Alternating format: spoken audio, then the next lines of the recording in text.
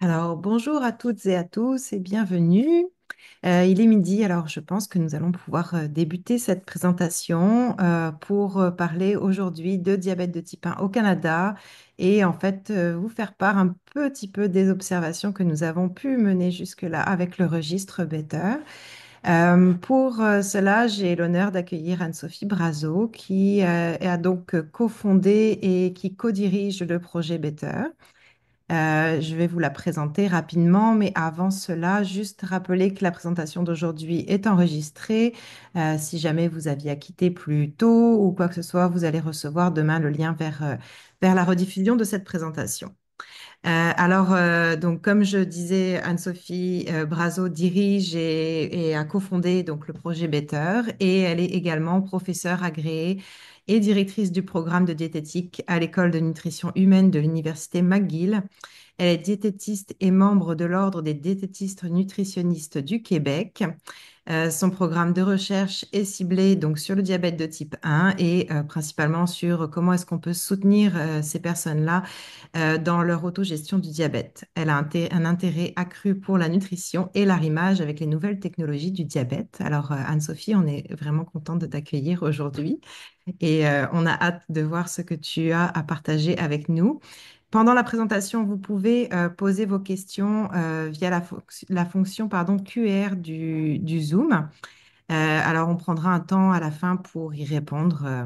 Et n'hésitez pas, c'est ça, à partager vos impressions ou à poser les questions. C'est toujours agréable d'avoir un petit peu d'interaction. Voilà. Bonne présentation à toutes. Anne-Sophie, je te passe la parole. Merci, Sarah. Bonjour à tout le monde. Je suis très contente de pouvoir vous parler aujourd'hui, vous présenter un peu des constats de ce qu'on a observé avec le registre Better au cours des dernières années. Comme disait Sarah, ce projet-là me tient hautement à cœur. On a développé ce projet, Dr. Abaza et moi, il y a plus de 7 ans maintenant, 2018, qu'on débutait le projet Better. Et donc, je vais vous en parler un petit peu plus intensément aujourd'hui. Donc, aujourd'hui, on va parler, le projet Better a plusieurs axes. On va vous parler un peu plus spécifiquement du registre Better et de certaines constats qu'on a fait. Et donc, quand je dis qu'est-ce que le projet Better, c'est que c'est plus que juste le registre. Donc, le projet Better a été développé avec une perspective de mieux comprendre la réalité du vécu avec le diabète de type 1 et d'offrir aussi des solutions.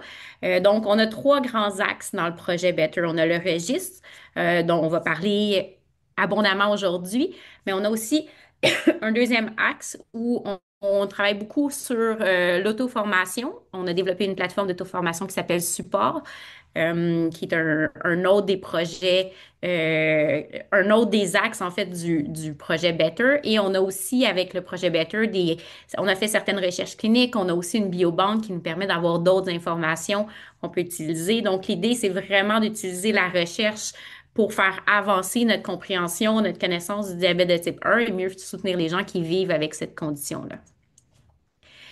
Donc, notre mission, c'est vraiment de faire une différence dans dans la vie des gens qui vivent avec le diabète de type 1 en améliorant la recherche, donc nos connaissances sur le diabète de type 1, en accélérant le recrutement de participants dans les projets de recherche pour arriver à avoir plus d'informations plus rapidement.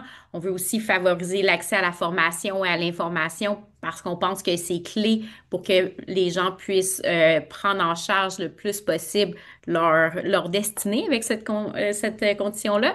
Et on a vraiment un autre axe où on intègre des activités de diffusion des connaissances directement dans tout ce projet-là parce qu'on veut sensibiliser le grand public, on veut pouvoir plaider en faveur d'un meilleur accès aux traitements, aux technologies, vraiment essayer de soutenir les gens qui vivent avec le diabète de type 1 avec ce qu'il y a de mieux offert à ce jour. Et donc, le projet Better a été développé avec une grande collaboration de patients partenaires, donc ils sont vraiment centrales dans le développement du projet Better. On travaille avec eux sur tous les axes, autant pour créer des idées que des questions de recherche que de voir comment on peut implanter des projets de recherche, comment on interprète les résultats qu'on a. Donc, les patients partenaires sont vraiment avec nous depuis les tout débuts et c'est aussi à cause d'eux ou grâce à eux qu'au départ, le registre a beaucoup collecté des informations par rapport à l'hypoglycémie parce que c'était un désir des patients partenaires qu'on comprenne mieux cette problématique-là qui reste constante dans leur vie. Puis on va voir plusieurs résultats par rapport à ça. Mais c'est aussi grâce à eux ou à cause d'eux qu'on est en train d'évoluer puis de changer un peu la portée, en fait, de ce que le registre collecte comme information. Donc, le projet Better, ben, c'est une collaboration entre chercheurs, professionnels de la santé, plusieurs étudiants impliqués, des décideurs. On travaille aussi avec des personnes. Notre but, c'est de présenter ces résultats-là, de donner l'information aux gens qui décident, entre autres, pour le remboursement des différentes technologies thérapies. Euh, donc, aujourd'hui, la présentation va vraiment être ciblée sur le registre, qui est quand même une partie importante du projet et donc vous en avez sûrement entendu parler souvent. Donc, le registre Better, c'est un registre de personnes vivant avec le diabète de type 1 et ou un LADA au Canada. Ça a été développé avec les patients partenaires. C'est une cohorte prospective. Donc, c'est des questionnaires que les gens vont répondre plusieurs fois, donc on avance dans le temps.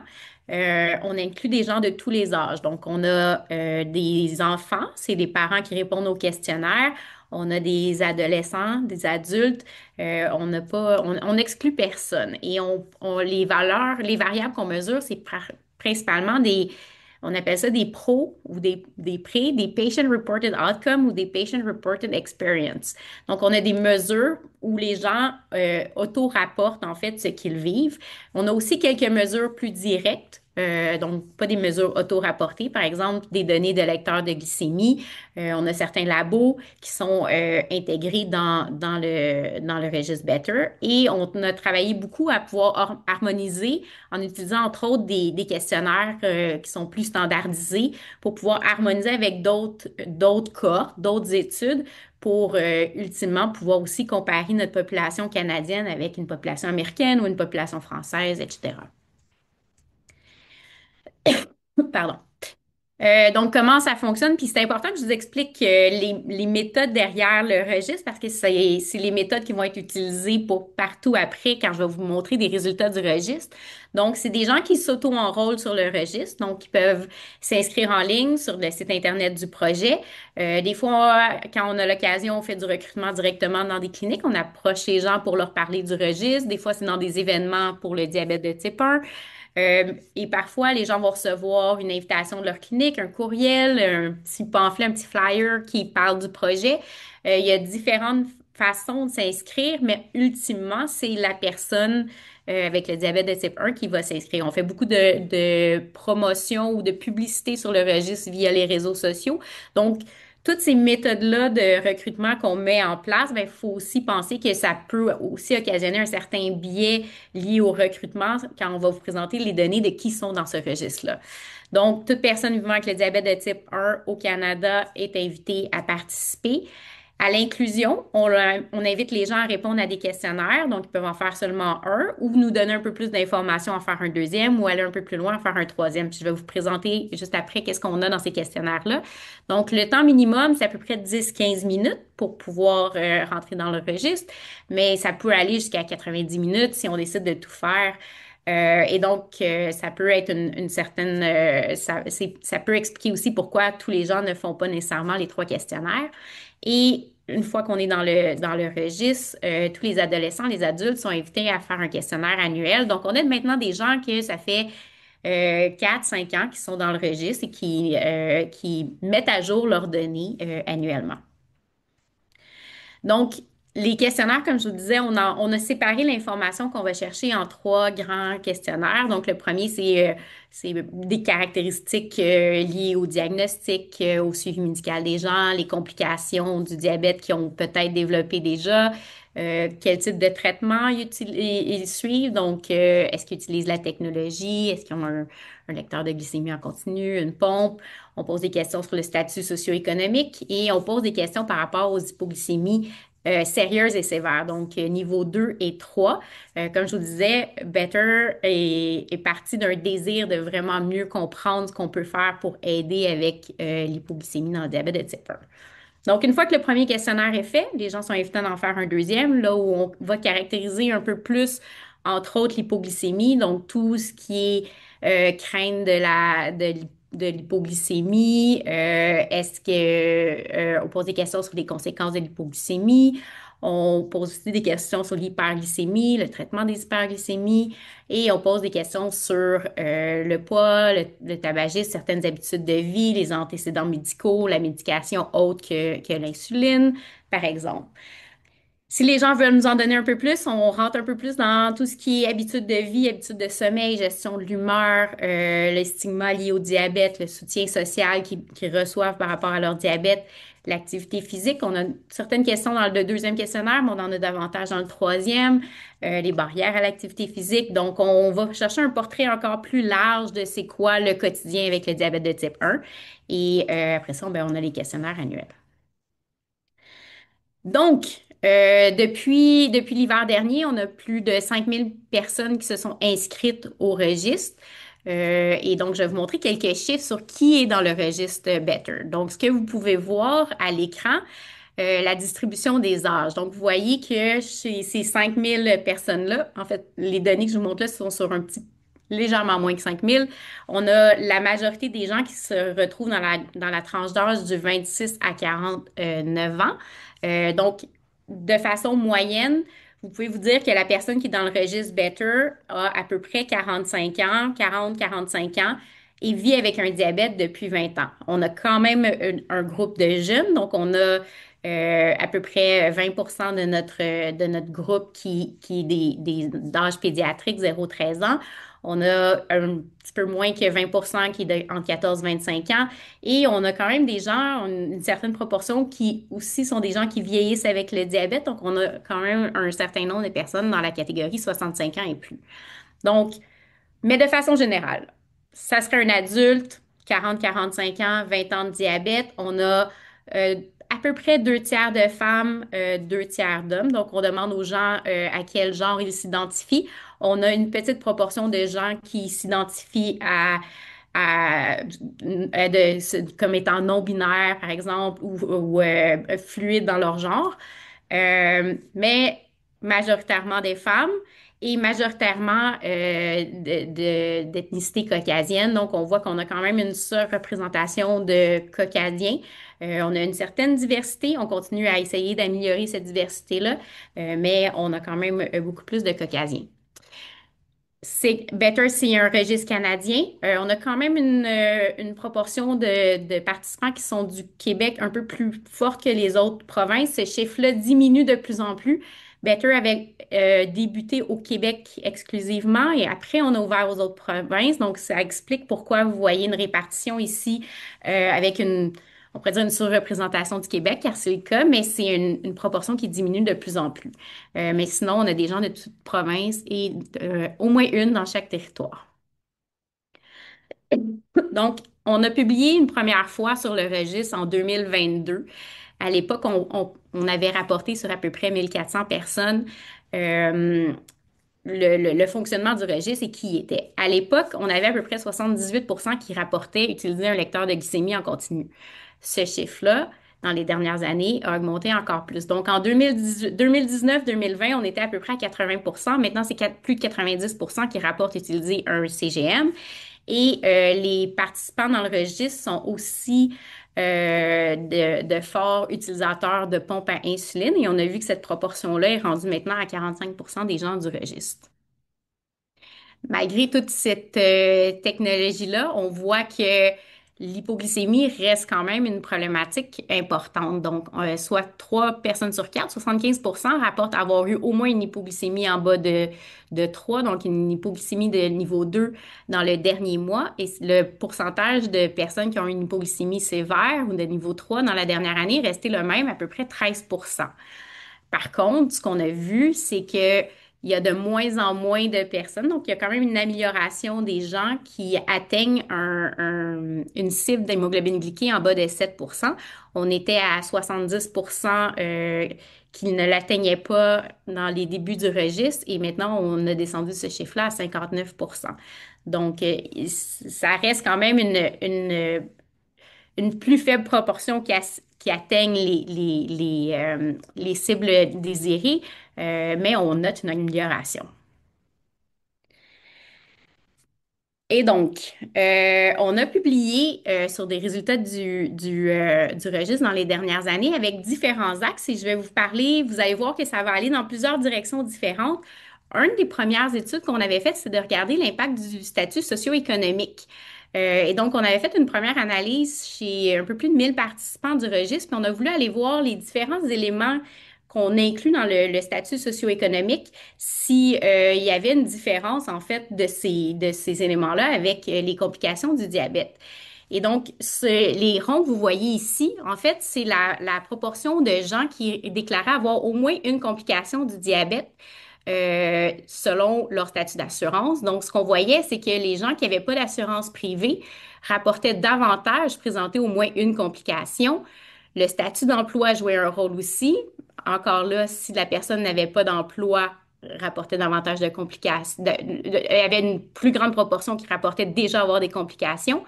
Le niveau d'éducation, donc si on atteint un niveau secondaire versus si on n'a pas un secondaire, on voyait encore une fois qu'il y a plus de complications chez les gens qui auraient un statut plus défavorisé. Et le revenu, encore une fois, plus le revenu diminuait, plus il y avait une forte proportion de gens qui rapportaient déjà avoir des complications du diabète. Et parmi tous ces indicateurs-là, c'était vraiment le revenu, quand on a fait des analyses où on a ajusté, c'était vraiment le revenu par an qui restait l'indicateur le plus marqué, en fait, le plus marquant par rapport au statut de diabète. Et donc, c'était avoir un revenu plus faible était associé à une hémoglobine glyquée plus élevée, à plus de complications microvasculaires, plus de dépression, plus d'hypoglycémie sévère. Et donc, parmi ces indicateurs-là, c'en est un qui est beaucoup plus marquant et pour lesquels faut peut-être porter une attention particulière au soutien qu'on peut offrir aux personnes avec un avec un revenu le plus faible. On va sous peu présenter une autre analyse en fait des données où on essaye de regarder aussi en fonction de d'autres caractéristiques comme l'ethnicité, l'accès aux technologies. Puis encore là, on voit que les gens qui sont l'ethnicité, mais encore d'autres facteurs de niveau socio-économique, que l'accès aux technologies est aussi un problème. Il y a une certaine inéquité en fait, sur qui a accès aux technologies aussi en fonction du revenu socio-économique des gens et de leur statut social. Ça va venir bientôt, c'est une analyse qu'on a faite avec Dr. Wiseman à Toronto. Euh, un de nos gros focus étant sur les hypoglycémies, on est allé voir en fait la fréquence des hypoglycémies et les conséquences. Donc, on est allé voir si, malgré l'utilisation des technologies, si les hypoglycémies restaient fréquentes. Et comme je le disais un peu plus tôt, les hypoglycémies de niveau 2 et 3, là, c'était un sous-groupe de la population qui avait répondu à une question spécifique qu'on avait sur les conséquences des hypoglycémies. Ce qu'ils nous ont rapporté, c'est que les hypoglycémies restent fréquentes. Donc, on parle de 76% des hommes et 84% des femmes qui ont rapporté avoir eu une hypoglycémie niveau 2 dans le dernier mois, donc une hypoglycémie sérieuse. Les hommes en rapportaient 3, les femmes en rapportaient 4. Donc, ce qu'on voit, c'est que les femmes, par rapport aux hommes, rapportaient davantage d'hypoglycémie, autant dans le nombre que dans la proportion de femmes qui en avaient eu dans la dernière année. Ça, c'était dans le dernier mois. Donc, ça, c'était pour les hypoglycémies sérieuses. Quand on parle d'hypoglycémie sévère, on voit qu'il n'y avait pas de différence entre les hommes et les femmes. Les femmes, il y avait une plus grande proportion de femmes qui avaient une faible confiance en elles pour gérer les hypoglycémies et il y avait 2 fois plus de femmes qui rapportaient aussi une crainte élevée des hypoglycémies. Donc, on voit déjà que le genre, les femmes ont probablement une sensibilité différente aux hypoglycémies, pas juste pour le nombre d'épisodes qu'elles ont, mais comment elles les anticipent et les gèrent. Et donc, on est allé voir après ça, c'était quoi l'impact de ces hypoglycémies-là sur trois niveaux. Donc, le premier, c'est sur la gestion au quotidien du diabète. Et donc, à gauche, que vous voyez, c'est les hypos de niveau 2, les hypos sérieuses, et au niveau 3, les hypos sévères. Donc, ce qu'on voit, c'est qu'il y a une grande proportion des participants qui rapportaient des conséquences, autant des hypos sur leur gestion du diabète. Donc, 2 tiers rapportaient qu'il y avait des conséquences. Encore plus grand pour le niveau 3, on n'est pas surpris. Et les femmes en rapportaient encore davantage que les hommes. Et là, ils pouvaient parmi une liste, nous indiquer lesquelles conséquences que ça avait eu. Euh, on voit que les proportions sont beaucoup moins grandes ils sont un peu plus toutes égales quand on parle de l'hypo niveau 2. Donc, surveiller plus fréquemment les glycémies, ajuster des insulines, consommer davantage de glucides. Pour les niveaux 3, la proportion de gens qui nous disaient surveiller davantage leur glycémie après était beaucoup plus élevée. Donc, on parle d'une personne sur deux, mais on parle encore de gens qui ont dû ajuster leurs insulines. Donc, presque une personne sur trois recommençait à avoir des glucides sur eux en tout temps. Peut-être qu'ils ne le faisaient pas avant. Donc, certains impacts sur la gestion du diabète. On est allé voir l'impact que ça pouvait avoir sur les services de santé. Donc, les hippos de niveau 3, on n'est pas surpris. La forte majorité rapportait avoir eu des conséquences qui avaient eu un impact sur les services de la santé, incluant les discussions qu'ils ont eues avec leur équipe médicale, un transport en ambulance ou la visite des premiers répondants des paramédicaux. Ça va avec le fait que c'est une hypo de niveau 3. Par contre, on voit quand même que c'est pas sans impact non plus les hippos de niveau 2. Mais peut-être qu'il y aurait avantage d'en discuter davantage lors des rendez-vous médicaux parce que c'était seulement 14 qui disaient qu'il y avait eu une discussion avec leur professionnel de la santé après avoir eu ces hypoglycémies-là, qui sont encore une fois, comme je disais, encore assez présentes. Et après ça, ben, la dernière catégorie qu'on est allé voir, c'est l'impact des hypos sur la vie quotidienne et la santé physique. Et c'est là où on a vu le plus de différence entre les hommes et les femmes. Donc, le petit symbole de femme, c'est pour dire que parmi ce 42 qui a rapporté des conséquences, par exemple, des hypos de niveau 2, cette proportion-là était beaucoup plus grande chez les femmes, un peu moins que chez les hommes. En moyenne, on arrivait à 42. Ils rapportaient la fatigue persistante, ils rapportaient de l'anxiété. Encore une fois, les femmes le rapportaient encore plus que les hommes. La fatigue persistante et l'anxiété, c'est ce qu'on voit encore davantage avec les hypos niveau 3, mais c'est pas parce que l'hypoglycémie n'a pas nécessité l'aide de quelqu'un d'autre qu'elle n'a pas eu des conséquences sur le quotidien des gens. Et donc, c'est là où il faut parfois, je pense, poser davantage de questions pour essayer de comprendre les impacts de ces hypos-là et ne pas nécessairement les, euh, les diminuer leur importance parce que c'est pas une hypo de niveau 3. Les conséquences sont bien là. Donc, les hypoglycémies de niveau 2 et 3 restent fréquentes malgré l'utilisation de la technologie. Les conséquences étaient principalement sur la gestion quotidienne du diabète, mais aussi, en particulier chez les femmes, sur leur santé physique, donc la fatigue et leur santé mentale. Et les femmes racontent, et donc, ils en ressentent plus, ils en font plus. Il y a une plus grande proportion qui en font et ils ont plus de conséquences. Donc, je pense qu'il reste quand même ici un besoin de peut-être accompagner les femmes davantage dans ces hypoglycémies-là. On est allé valider la définition de l'hypoglycémie sévère. Donc, le International Hypoglycemia Study Group propose que c'est une hypoglycémie nécessitant l'aide d'une autre personne, l'utilisation du glucagon, une hospitalisation, ou que c'est une hypoglycémie qui entraîne une perte de conscience et donc que ce serait une hypoglycémie sévère.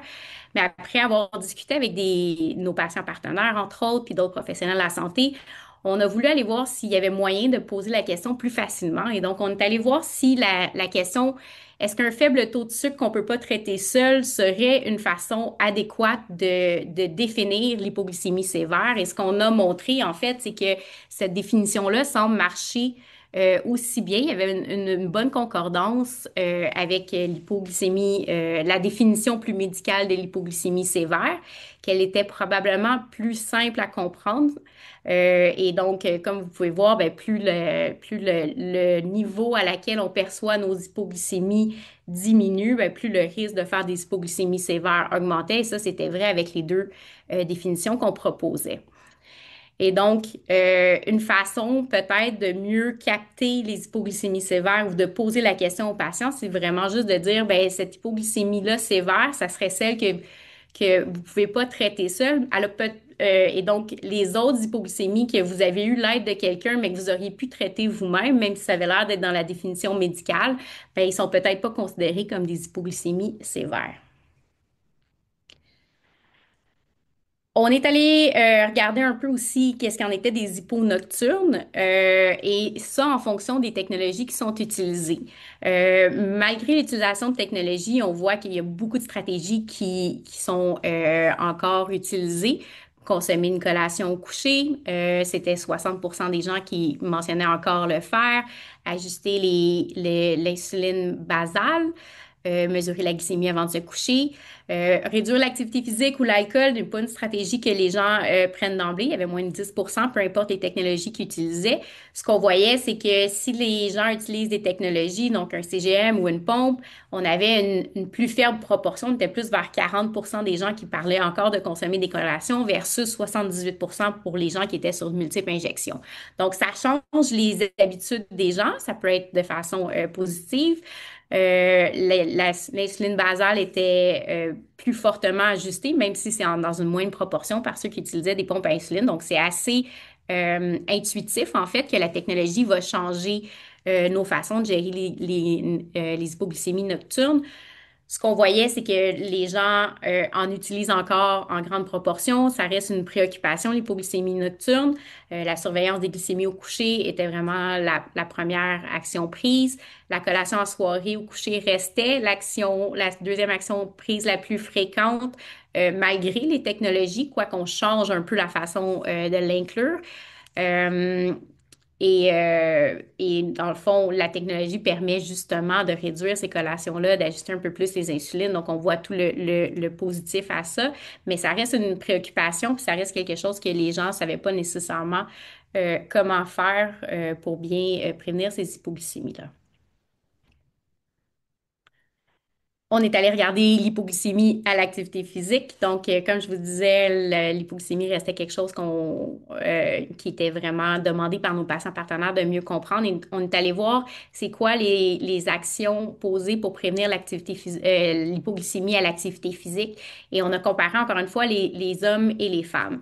Et donc, la, la, la stratégie utilisée la plus courante, c'est de surveiller notre glycémie avant de faire l'activité physique et pendant. On voyait que la deuxième qui suivait, c'était de consommer des glucides avant l'activité physique.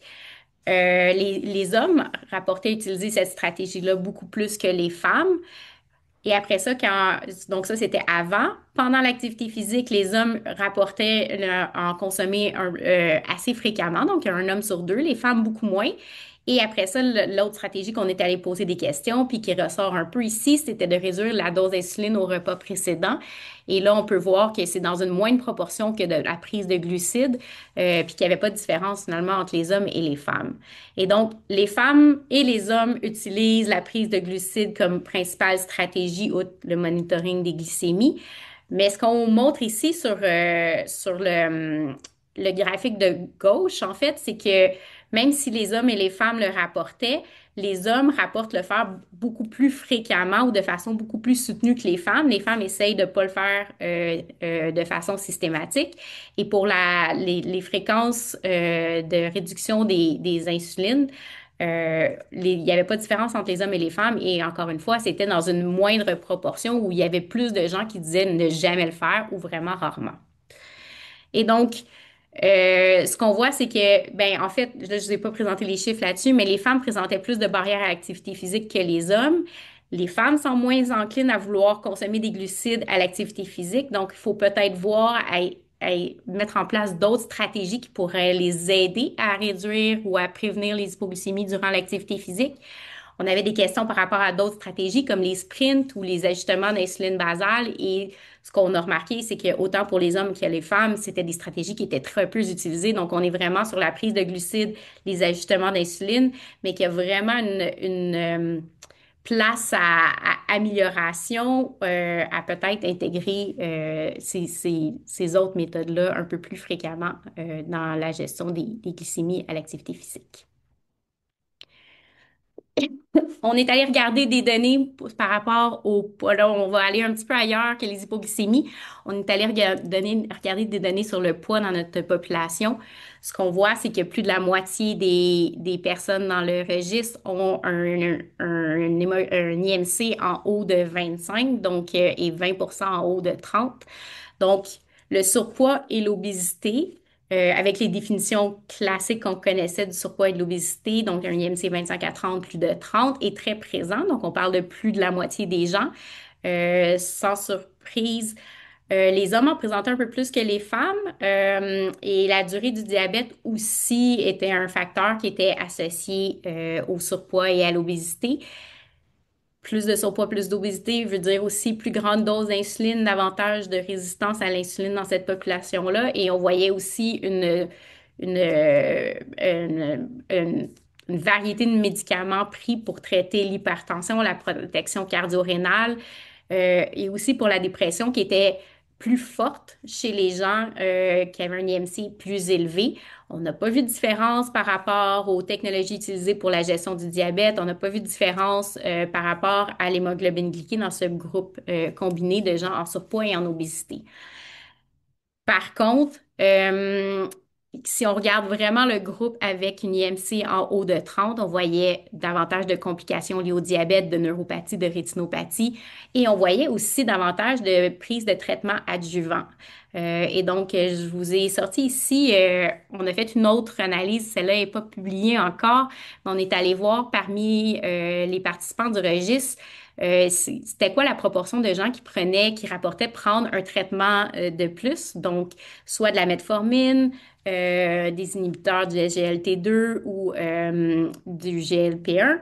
Et donc, ce qu'on voyait, c'est que c'est à peu près 14% qui rapportent prendre un traitement de plus, principalement la metformine, mais on voit que les ISGLT2 et les GLP-1 sont à la hausse, donc presque 21-23%. Donc, ceux qui prennent des médicaments adjuvants avaient un IMC plus élevé, ce qui va de pair avec l'analyse que je vous ai montrée avant. Un âge un peu plus élevé, ils ont davantage de complications cardiovasculaires et ils rapportent davantage prendre des médications pour la protection cardio-rénale, pour des dyslipidémies ou pour de la dépression. Et donc, c'est quelque chose qu'on voit de plus en plus courant, en fait, dans cette population. On est allé regarder l'alimentation des gens dans le registre Better. On a des rappels de 24 heures. Donc, on est allé c'est une analyse qu'on a faite il y a 2 ans de ça à peu près. On a regardé chez près de 300 personnes leur rappel de 24 heures. Et ce qu'on voit, c'est que, en fait, l'alimentation de notre population reste une alimentation qui est relativement modéré en glucides. Donc, c'est quelque chose qu'on a l'habitude de voir parmi les gens avec le diabète de type 1. Donc, on parle d'à peu près 45% de l'énergie, un peu moins de 45% de l'énergie en glucides. Mais ce qu'on était intéressé à aller voir, c'était la proportion qui rapportait avoir une alimentation plus faible en glucides. Et donc, quand on comparait notre échantillon, on est allé faire un score selon la proportion de macronutriments qu'il prenait. Puis c'est à peu près un corps qui était considéré comme suivant une diète faible en glucides, donc 30% au moins de l'énergie provenant des glucides. Et donc, ce qu'on voyait, c'est que la différence entre les glucides, en fait, les gens se mettaient à manger davantage de gras, davantage que de protéines. C'est vraiment les gras qui prenaient la place des glucides en moins, mais que parmi tous nos groupes, la qualité alimentaire était relativement similaire pour ce qui était des fibres, le nombre de servings de légumes, voyons, je perds mes mots, de servings de légumes. Mais on voyait aussi une proportion plus élevée de consommation de gras, puis c'était tous les types de gras, c'était pas un plus qu'un autre. Et donc, ce que ça nous montrait ici, on a voulu aller voir s'il y avait des différences dans le profil clinique de nos patients. On ne voyait pas de différence dans leur poids corporel, pas de différence dans leurs lipides. On voyait pas de différence dans la présence de maladies cardiovasculaires à ce point-là. Ce qu'on voyait, c'est que chez les gens qui avaient un peu moins de glucides, il y avait un peu moins d'insuline, donc le nombre d'unités par kilo était moindre chez cette population-là. Et on avait une plus forte proportion qui rapportait avoir une hémoglobine glyquée moins de 7%, sans majoration du risque d'hypoglycémie. Et donc, ce qu'on voyait, en fait, c'est que réduire légèrement la quantité de glucides, ben, ça signifiait d'augmenter les lipides, mais avec une qualité alimentaire similaire, ben, on voyait des résultats cardiovasculaires aussi qui étaient similaires. Donc, euh, ça a démontré que le risque, entre autres, des hypoglycémies n'était pas plus grand chez les gens qui consommaient moins de glucides. On s'intéresse aux technologies. On est allé voir, en fait, chez les gens qui utilisent une pompe automatisée, donc soit la Medtronic, c'était la Minimed 670G, 770G ou le Tandem Control IQ, à l'époque où on a fait cette analyse-là. Et c'était principalement le Medtronic. On est allé voir c'est qui atteignent une cible d'hémoglobine glyquée en bas de 7%. Donc, parmi les gens qui ont une pompe automatisée, ce qu'on a vu, en fait, que c'était qu'il y avait deux critères parmi tous ceux qu'on est allé voir de toutes les variables qu'on avait. C'était les gens qui utilisent une pompe à insuline depuis plus longtemps étaient moins à même d'avoir une hémoglobine glyquée en bas de 7 et les personnes qui étaient titulaires d'un diplôme universitaire étaient 3 fois plus susceptibles de rapporter une hémoglobine glyquée en bas de 7. Et ça, c'était ajusté pour différentes variables. Et donc, ce que ça montre, c'est que comme on n'a pas vu de différence sur d'autres critères, tout le monde peut bénéficier d'aller chercher de la technologie pour aller atteindre des cibles d'hémoglobine glyquée, donc tout statut socio-économique, caractéristiques cliniques, mais probablement qu'une formation ou un soutien additionnel devrait être envisagé pour les gens qui ont un niveau d'éducation moindre ou ceux qui utilisent une pompe à insuline depuis plus longtemps. Il y a peut-être un apprentissage différent à faire quand on s'en va vers une pompe automatisée. Comme je vous disais, on a une population, on a la chance d'avoir une cohorte avec une population aussi qui est en train de vieillir avec le diabète de type 1. On a voulu aller voir, en fait, c'était qui nos personnes un peu plus âgées dans le registre. Donc, on est allé regarder les 50, 59 ans, 60, 69, 70 ans et plus. Et on a voulu aller voir, en fait, si c'est qui utilise des pompes à insuline, des lecteurs de glycémie en continu. Et ce qu'on voyait, c'est que parmi tous les groupes d'âge, la proportion de gens avec une pompe à insuline était similaire. C'est un peu moins que dans la population complète du registre, mais il n'y a pas de différence parmi les âges. Donc, une fois qu'ils ont leur pompe, ils ont l'air de la garder. Ce qu'on voyait, c'était que chez les 70 ans et plus, il y avait moins de gens qui utilisaient des lecteurs de glycémie en continu. Mais sinon, tout était relativement similaire. Donc, on avait quand même 80-86%. Donc, ça dépendait un peu des groupes, mais qui rapportaient une hémoglobine glyquée en bas de 8%. On sait des fois, on est plus libéral dans les cibles d'hémoglobine glyquée avec l'âge. Et donc, on a on montrait ici que c'est possible de bien vieillir avec le diabète de type 1 et les gens qui avaient moins de pompes à insuline ou de lecteurs de glycémie en continu, en fait, étaient ceux qui n'avaient pas d'assurance privée ou ceux qui habitaient au Québec. Et donc là, ça pose peut-être une question par rapport à l'accès aux technologies. Mais le statut d'assurance est peut-être quelque chose qui fait il y en a qui peuvent pas accéder aux technologies, en particulier quand on n'a plus nécessairement accès à certaines assurances privées un peu plus tard dans la vie. Donc, ce qu'on rapportait en fait, c'est qu'il y a vraiment une possibilité de bien vieillir avec le diabète de type 1 et qui a encore un intérêt pour les technologies dans ces tranches d'âge-là. Un autre de nos intérêts est le stigma avec le diabète. Puis là, Sarah va me dire que je parle trop, c'est que je vais aller un petit peu plus vite, puis je vais vous montrer tout de suite les résultats de cette étude-là. On utilise un questionnaire qui a été développé pour évaluer le stigma, qui a 3 échelles.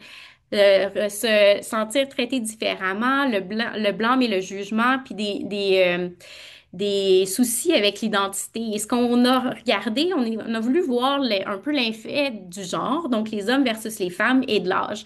Et ce qu'on voit en fait, c'est que les femmes versus les hommes rapportent davantage ressentir le stigma du diabète, mais ce qu'on voit surtout, c'est que les plus jeunes, donc les 14-24 ans, sont vraiment ceux qui ressentent le plus la stigmatisation. Et donc, des exemples de blâme et de jugement qui restent encore très fréquents, c'est se sentir jugé quand on mange des aliments ou des boissons sucrées, que les gens ont des suppositions injustes sur qu'est-ce qu'on peut faire ou pas faire quand on a le diabète de type 1, que les gens pensent que c'est de leur faute s'ils ont eu le diabète de type 1. Donc, il reste encore beaucoup de stigmas qui affectent les gens qui vivent avec le diabète. Et donc, puis les gens qui rapportaient plus de stigma ressentent aussi une détresse liée au diabète plus grande, ont des comportements différents par rapport à tout ce qui est évitement d'hypoglycémie, qui peuvent être défavorables en fait pour la santé. Ils ont une plus grande peur de l'hypoglycémie. Ils nous présentaient aussi un davantage de symptômes dépressifs. Donc, un soutien est encore là nécessaire. Puis ce qu'on voyait, c'est que ceux qui ressentent plus de stigma ressentent aussi être moins soutenus par leurs proches. Donc, je vais tout de suite aller à la prochaine diapo. Puis, ce qu'on a remarqué, on avait une question par rapport au port de l'identifiant médicaux. Ce qu'on se rend compte, c'est que beaucoup de gens ne veulent pas porter ou ne portent pas un bracelet médical. Ils utilisent peut-être une autre stratégie pour identifier le fait qu'ils ont un diabète, une carte dans leur portefeuille, peut-être un tatou. Mais les identifiants, les bracelets médicaux est pas quelque chose qui est très porté. Davantage de femmes vont le porter. Et les gens qui le portent ont une perception réduite de la stigmatisation, moins de détresse liée au diabète. C'est des gens qui semblent avoir une attitude plus positive par rapport à leur condition. Quand ceux qui ne portaient pas de bracelet avaient rapporté une crainte plus élevée d'être jugés par rapport à leur diabète. Et ce qu'on se rendrait compte aussi, c'est que les gens qui n'ont pas de signes visibles de leur diabète, comme une pompe à insuline ou un lecteur de glycémie, étaient aussi ceux qui avaient le moins, qui rapportaient le moins utiliser ou porter un identifiant médical. Donc, un groupe, en fait, de gens qui ne semblent, qui ont plus de difficultés avec leur diabète et le regard des autres par rapport à leur diabète, probablement. Et donc, il faut juste s'assurer qu'ils sont quand même capables de partager le fait qu'ils vivent avec le diabète.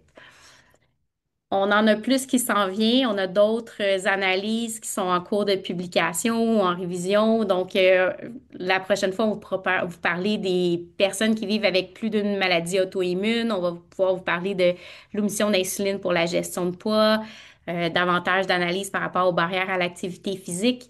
On a des données prospectives, donc il y en a vraiment plus qui s'en viennent. Tout ce que je vous ai présenté aujourd'hui, vous pouvez les retrouver aussi sur le site web de Better. On a dans la section Nos publications.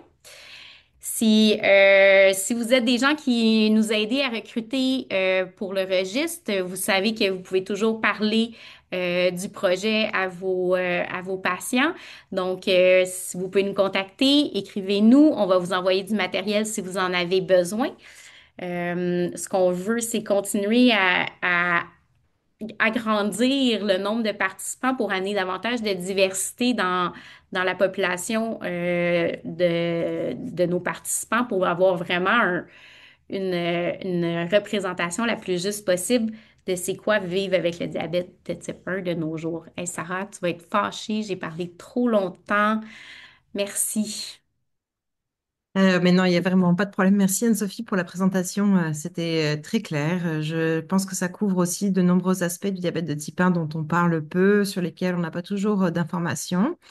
Euh, pour effectivement ne pas perdre trop de temps et faire terminer cette présentation trop tard, je propose tout de suite qu'on passe aux questions. Alors n'hésitez pas si vous avez des questions en lien avec la présentation ou même Le euh, registre, le projet, ça va me faire plaisir.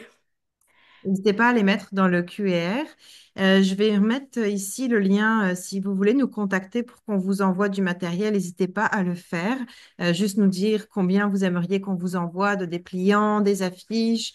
Puis ça va nous faire plaisir de vous envoyer tout ça. Et c'est aussi disponible sur le site internet. Je vais vous mettre le lien également. Donc vous pouvez aussi de vous-même aller les télécharger et les imprimer si vous avez la possibilité dans le centre où vous êtes. C'est ça. Je surveille, je n'ai pas de questions pour l'instant. Non, soit j'étais très claire ou on sait pas, ou je les ai endormis. Mais tout ça pour dire que c'est un premier regard sur les données du registre. C'est des données qui évoluent. Maintenant, on a de plus en plus, on commence à regarder de plus en plus les données prospectives. Donc, comment dans les dernières années le vécu avec le diabète a changé. Donc, c'est vers ça qu'on va s'en aller dans nos prochaines analyses, nos prochaines présentations. Ça va nous faire plaisir de continuer à essayer de caractériser c'est qui notre population, puis comment on peut les accompagner du mieux possible avec leur diabète. Exact. Puis c'est ça, évidemment, plus il y a de monde inscrit dans ce registre-là et plus on peut mener des recherches qui ont du poids. Donc, n'hésitez pas à en parler autour de vous, à vos patients, à les motiver à s'inscrire, de faire au moins ce petit effort de 10-15 minutes pour remplir le premier questionnaire. Alors, s'il n'y a pas de questions, eh bien, nous allons finalement finir en Alors, malgré tout. c'est ça. Merci encore à toutes et à tous pour votre présence aujourd'hui. Il y aura donc un prochain webinaire pour les professionnels de la santé qui devrait avoir lieu dans environ 6 mois. On vous tiendra informé par l'infolettre et vous allez recevoir donc le lien vers l'enregistrement de cette présentation demain. Merci à toutes et à tous et belle journée à vous. Merci Anne-Sophie.